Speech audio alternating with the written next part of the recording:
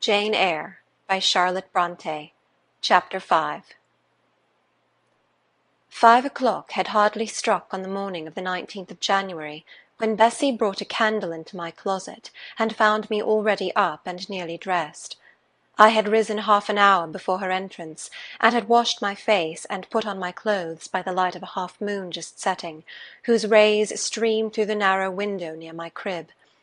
I was to leave Gateshead that day by a coach which passed the lodge gates at 6 a.m. Bessie was the only person yet risen. She had lit a fire in the nursery, where she now proceeded to make my breakfast.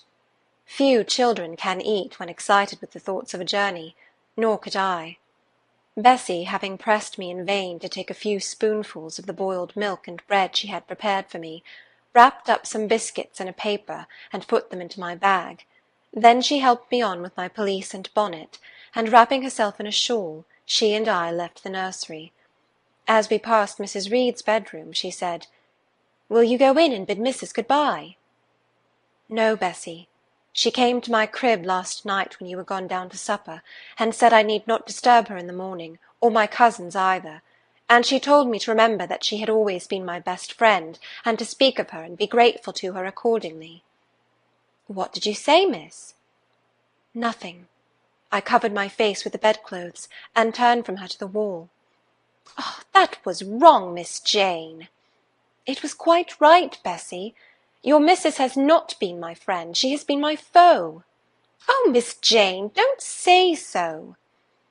"Good-bye to Gateshead," cried I, as we passed through the hall and went out at the front door.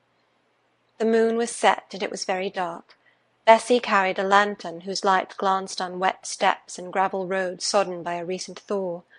Raw and chill was the winter morning. My teeth chattered as I hastened down the drive. There was a light in the porter's lodge. When we reached it, we found the porter's wife just kindling her fire. My trunk, which had been carried down the evening before, stood corded at the door. It wanted but a few minutes of 6, and shortly after that hour had struck, the distant roll of wheels announced the coming coach. I went to the door and watched its lamps approach rapidly through the gloom. "Is she going by herself?" asked the porter's wife. "Yes." "And how far is it?" 50 miles. "What a long way! I wonder Mrs. Reed is not afraid to trust her so far alone." The coach drew up.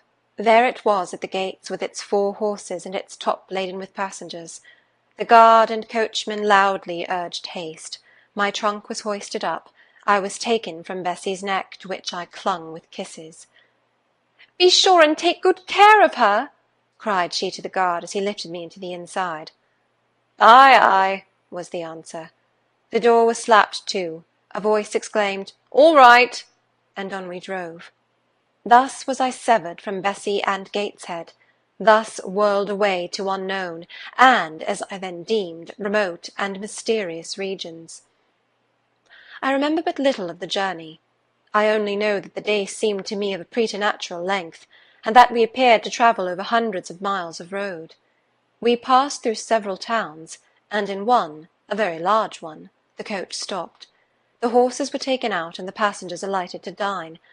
I was carried into an inn, where the guard wanted me to have some dinner, but as I had no appetite, he left me in an immense room with a fireplace at each end, a chandelier pendant from the ceiling, and a little red gallery high up against the wall filled with musical instruments.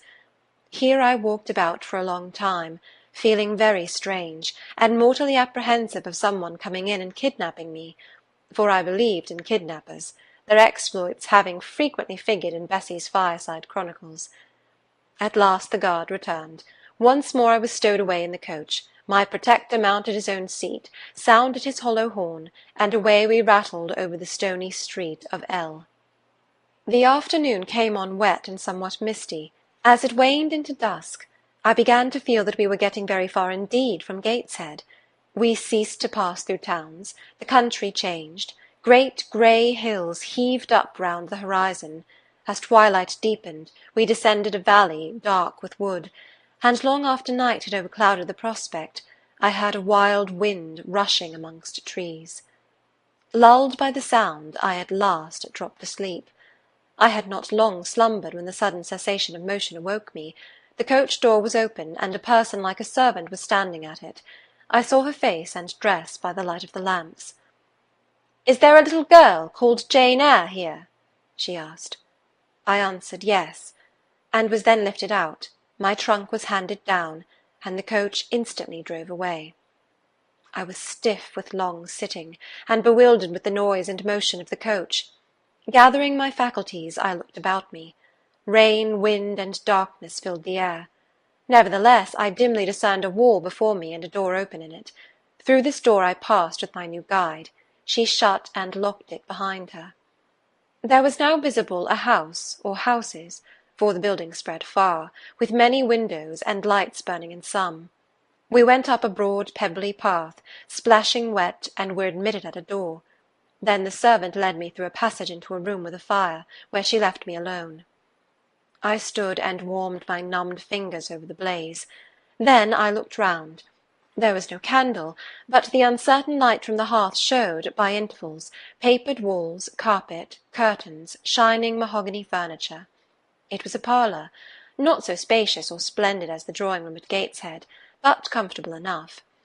I was puzzling to make out the subject of a picture on the wall, when the door opened, and an individual carrying a light entered. Another followed close behind. The first was a tall lady with dark hair, dark eyes, and a pale and large forehead.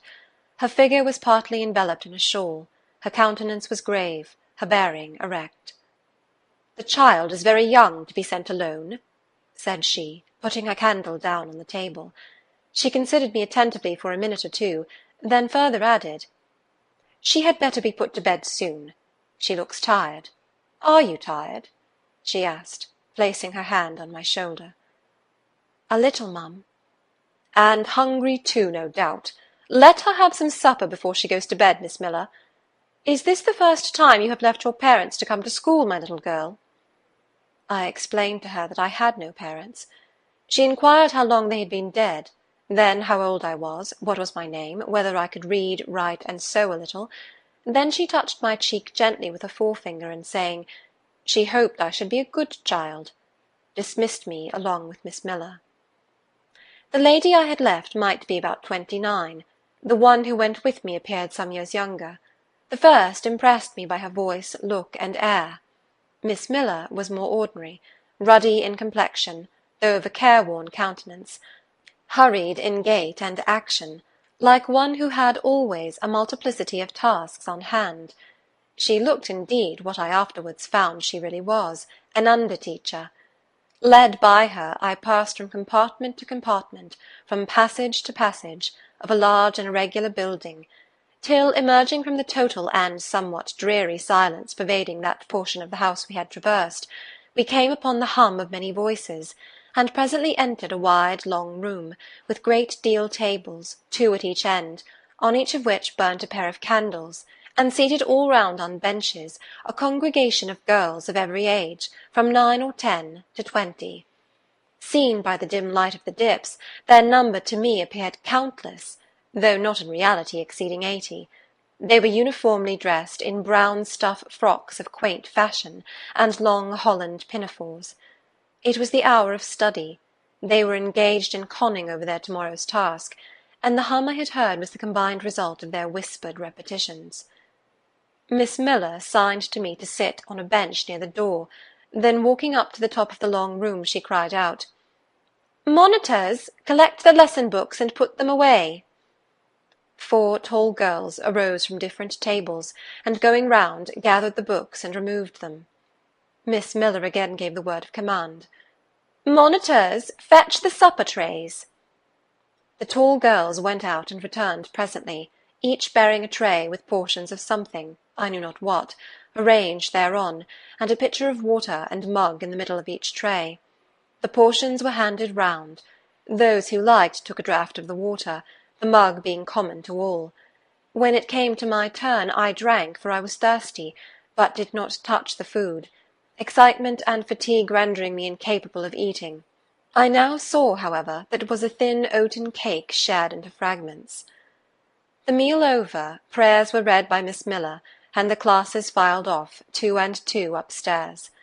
Overpowered by this time with weariness, I scarcely noticed what sort of a place the bedroom was, except that, like the schoolroom, I saw it was very long. To-night I was to be Miss Miller's bedfellow. She helped me to undress. When laid down, I glanced at the long rows of beds, each of which was quickly filled with 2 occupants. In 10 minutes the single light was extinguished, and amidst silence and complete darkness I fell asleep. The night passed rapidly. I was too tired even to dream. I only once awoke to hear the wind rave in furious gusts, and the rain fall in torrents, and to be sensible that Miss Miller had taken her place by my side. When I again unclosed my eyes, a loud bell was ringing. The girls were up and dressing. Day had not yet begun to dawn, and a rushlight or 2 burned in the room. I too rose reluctantly. It was bitter cold, and I dressed as well as I could for shivering, and washed when there was a basin at liberty, which did not occur soon, as there was but 1 basin to 6 girls, on the stands down the middle of the room. Again the bell rang. All formed in file, 2 and 2, and in that order descended the stairs and entered the cold and dimly lit schoolroom. Here prayers were read by Miss Miller. Afterwards she called out, "Form classes!" A great tumult succeeded for some minutes, during which Miss Miller repeatedly exclaimed, "Silence!" and "Order!" When it subsided, I saw them all drawn up in 4 semicircles, before 4 chairs, placed at the 4 tables. All held books in their hands, and a great book, like a Bible, lay on each table before the vacant seat. A pause of some seconds succeeded, filled up by the low, vague hum of numbers. Miss Miller walked from class to class, hushing this indefinite sound. A distant bell tinkled. Immediately 3 ladies entered the room. Each walked to a table and took her seat. Miss Miller assumed the 4th vacant chair, which was that nearest the door, and around which the smallest of the children were assembled. To this inferior class I was called, and placed at the bottom of it. Business now began. The day's collect was repeated, then certain texts of Scripture were said, and to these succeeded a protracted reading of chapters in the Bible, which lasted an hour. By the time that exercise was terminated, day had fully dawned. The indefatigable bell now sounded for the 4th time. The classes were marshalled and marched into another room to breakfast. How glad I was to behold a prospect of getting something to eat! I was now nearly sick from inanition, having taken so little the day before. The refectory was a great, low-ceiled, gloomy room. On 2 low tables smoked basins of something hot, which, however, to my dismay, sent forth an odour far from inviting. I saw a universal manifestation of discontent when the fumes of the repast met the nostrils of those destined to swallow it. From the van of the procession, the tall girls of the 1st class, rose the whispered words, "Disgusting! The porridge is burnt again!" "Silence!" ejaculated a voice, but not that of Miss Miller, but one of the upper teachers, a little and dark personage, smartly dressed, but of somewhat morose aspect, who installed herself at the top of one table, while a more buxom lady presided at the other. I looked in vain for her I had first seen the night before. She was not visible. Miss Miller occupied the foot of the table where I sat, and a strange, foreign-looking, elderly lady, the French teacher, as I afterwards found, took the corresponding seat at the other board. A long grace was said, and a hymn sung. Then a servant brought in some tea for the teachers, and the meal began. Ravenous, and now very faint, I devoured a spoonful or 2 of my portion without thinking of its taste. But the first edge of hunger blunted, I perceived I had got in hand a nauseous mess. Burnt porridge is almost as bad as rotten potatoes. Famine itself soon sickens over it. The spoons were moved slowly.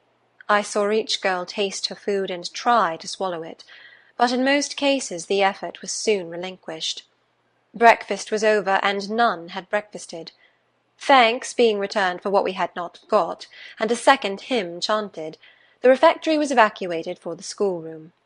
I was one of the last to go, and in passing the tables, I saw one teacher take a basin of the porridge and taste it. She looked at the others. All their countenances expressed displeasure, and one of them, the stout one, whispered, "Abominable stuff! How shameful! A quarter of an hour passed before lessons again began, during which the schoolroom was in glorious tumult. For that space of time it seemed to be permitted to talk loud and more freely, and they used their privilege. The whole conversation ran on the breakfast, which one and all abused roundly. Poor things! It was the sole consolation they had. Miss Miller was now the only teacher in the room. A group of great girls standing about her spoke with serious and sullen gestures. I heard the name of Mr. Brocklehurst pronounced by some lips, at which Miss Miller shook her head disapprovingly, but she made no great effort to check the general wrath. Doubtless she shared in it. A clock in the schoolroom struck 9. Miss Miller left her circle, and standing in the middle of the room, cried, "Silence! To your seats!" Discipline prevailed. In 5 minutes the confused throng was resolved into order, and comparative silence quelled the babbled clamour of tongues. The upper teachers now punctually resumed their posts, but still all seemed to wait. Ranged on benches down the sides of the room, the 80 girls sat motionless and erect. A quaint assemblage they appeared, all with plain locks combed from their faces, not a curl visible, in brown dresses, made high and surrounded by a narrow tucker about the throat, with little pockets of holland, shaped something like a Highlander's purse, tied in front of their frocks, and destined to serve the purpose of a work-bag, all too wearing woollen stockings and country-made shoes, fastened with brass buckles. About 20 of those clad in this costume were full-grown girls, or rather young women. It suited them ill, and gave an air of oddity even to the prettiest. I was still looking at them, and also at intervals examining the teachers, none of whom precisely pleased me, for the stout one was a little coarse, the dark one not a little fierce, the foreigner harsh and grotesque, and Miss Miller, poor thing, looked purple, weather-beaten, and overworked. When, as my eye wandered from face to face, the whole school rose simultaneously, as if moved by a common spring. What was the matter? I had heard no order given. I was puzzled. Ere I had gathered my wits, the classes were again seated, but as all eyes were now turned to one point, mine followed the general direction, and encountered the personage who had received me last night. She stood at the bottom of the long room, on the hearth, for there was a fire at each end. She surveyed the 2 rows of girls silently and gravely. Miss Miller, approaching, seemed to ask her a question, and having received her answer, went back to her place, and said aloud, "Monitor of the first class, fetch the globes." While the direction was being executed, the lady consulted moved slowly up the room. I suppose I have a considerable organ of veneration, for I retain yet the sense of admiring awe with which my eyes traced her steps. Seen now in broad daylight, she looked tall, fair, and shapely. Brown eyes with benignant light in their irids, and a fine pencilling of long lashes round, relieved the whiteness of her large front. On each of her temples her hair, of a very dark brown, was clustered in round curls, according to the fashion of those times, when neither smooth bands nor long ringlets were in vogue. Her dress, also in the mode of the day, was of purple cloth, relieved by a sort of Spanish trimming of a black velvet. A gold watch, watches were not so common then as now, shone at her girdle. Let the reader add, to complete the picture, refined features, a complexion, if pale, clear, and a stately air and carriage, and he will have, at least, as clearly as words can give it, a correct idea of the exterior of Miss Temple, Maria Temple, as I afterwards saw the name written in a prayer-book entrusted to me to carry to church.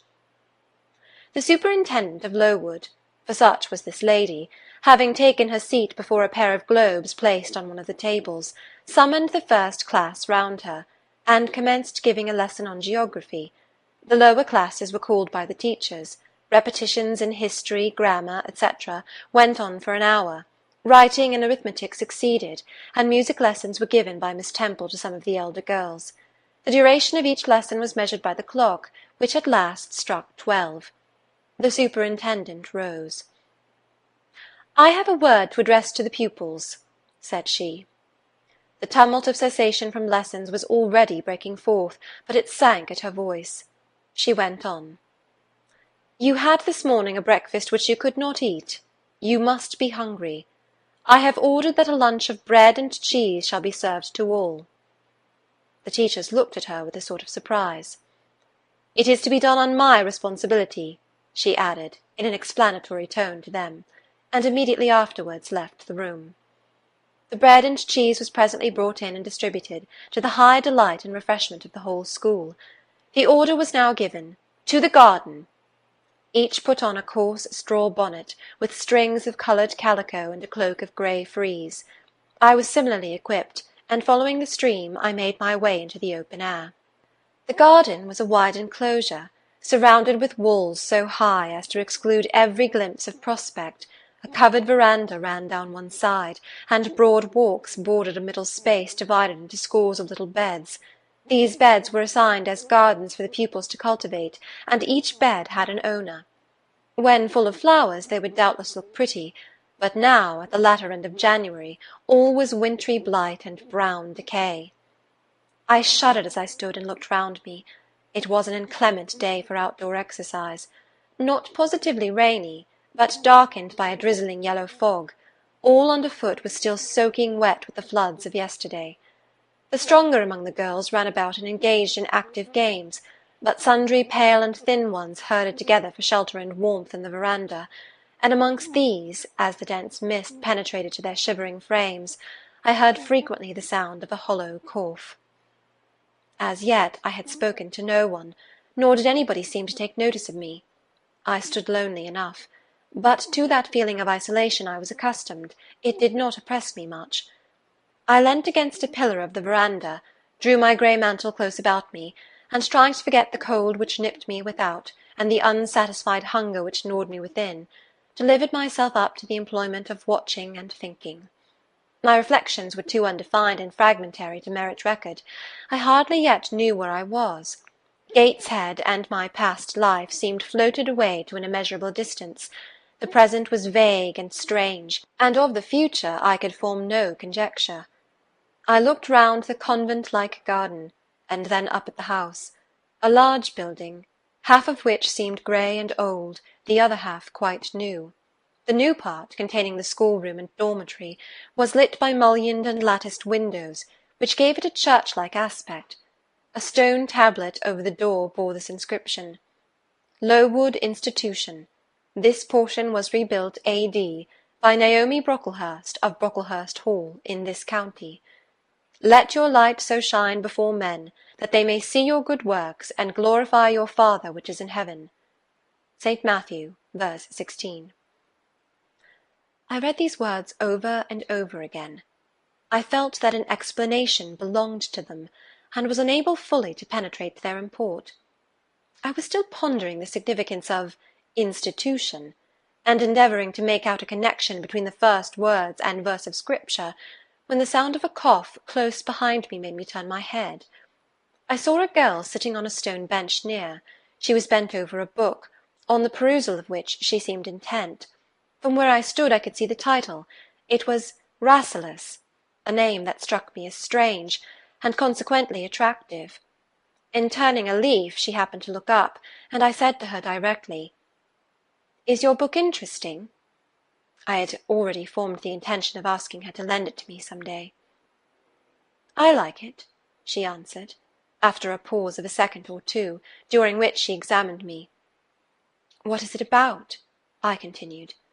I hardly know where I found the hardihood thus to open a conversation with a stranger. The step was contrary to my nature and habits, but I think her occupation touched a chord of sympathy somewhere, for I too liked reading, though of a frivolous and childish kind. I could not digest or comprehend the serious or substantial. "You may look at it," replied the girl, offering me the book. I did so. A brief examination convinced me that the contents were less taking than the title. Rasselas looked dull to my trifling taste. I saw nothing about fairies, nothing about genii, no bright variety seemed spread over the closely printed pages. I returned it to her. She received it quietly, and without saying anything she was about to relapse into her former studious mood. Again I ventured to disturb her. "Can you tell me what the writing on that stone over the door means? What is Lowood Institution?" "This house where you are come to live." And why do they call it an institution? Is it in any way different from other schools? It is partly a charity school. You and I and all the rest of us are charity children. I suppose you are an orphan. Are not either your father or your mother dead? Both died before I can remember. Well, all the girls here have lost either one or both parents, and this is called an institution for educating orphans. Do we pay no money? Do they keep us for nothing? We pay, or our friends pay, £15 a year for each. Then why do they call us charity children? Because £15 is not enough for board and teaching, and the deficiency is supplied by subscription. Who subscribes? Different benevolent-minded ladies and gentlemen in this neighbourhood and in London. Who is Naomi Brocklehurst? The lady who built the new part of this house, as that tablet records, and whose son overlooks and directs everything here. Why? Because he is treasurer and manager of the establishment. Then this house does not belong to that tall lady who wears a watch, and who said we were to have some bread and cheese. To Miss Temple? Oh, no, I wish it did. She has to answer to Mr. Brocklehurst for all she does. Mr. Brocklehurst buys all our food and all our clothes. Does he live here? No, 2 miles off at a large hall. Is he a good man? He is a clergyman, and is said to do a great deal of good. Did you say that tall lady was called Miss Temple? Yes. And what are the other teachers called? The one with red cheeks is called Miss Smith. She attends to the work and cuts out, for we make our own clothes, our frocks and pelisses and everything, and the little one with black hair is Miss Scatcherd. She teaches history and grammar, and hears the second-class repetitions. And the one who wears a shawl, and has a pocket-handkerchief tied to her side with a yellow ribbon, is Madame Pirot. She comes from Lille, in France, and teaches French. Do you like the teachers? Well enough. Do you like the little black one and the Madame— I cannot pronounce her name as you do. Miss Scatcherd is hasty. You must take care not to offend her. Madame Pirot is not a bad sort of person. But Miss Temple is the best, isn't she? Miss Temple is very good and very clever. She is above the rest, because she knows far more than they do. Have you been long here? 2 years. Are you an orphan? My mother is dead. Are you happy here? You ask rather too many questions. I have given you enough answers for the present. Now I want to read. But at that moment the summons sounded for dinner. All re-entered the house. The odour which now filled the refectory was scarcely more appetizing than that which had regaled our nostrils at breakfast. The dinner was served in 2 huge tin-plated vessels, whence rose a strong steam redolent of rancid fat. I found the mess to consist of indifferent potatoes and strange shreds of rusty meat, mixed and cooked together. Of this preparation a tolerably abundant plateful was apportioned to each pupil. I ate what I could, and wondered within myself whether every day's fare would be like this. After dinner we immediately adjourned to the schoolroom. Lessons recommenced, and were continued till 5 o'clock. The only marked event of the afternoon was, that I saw the girl with whom I had conversed in the veranda dismissed and disgraced by Miss Scatcherd from a history class, and sent to stand in the middle of the large schoolroom.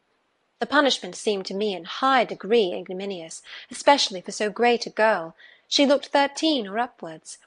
I expected she would show signs of great distress and shame, but to my surprise she neither wept nor blushed. Composed, though grave, she stood, the central mark of all eyes. How can she bear it so quietly, so firmly? I asked myself. Were I in her place, it seems to me I should wish the earth to open and swallow me up. She looks as if she were thinking of something beyond her punishment, beyond her situation, of something not round her, nor before her.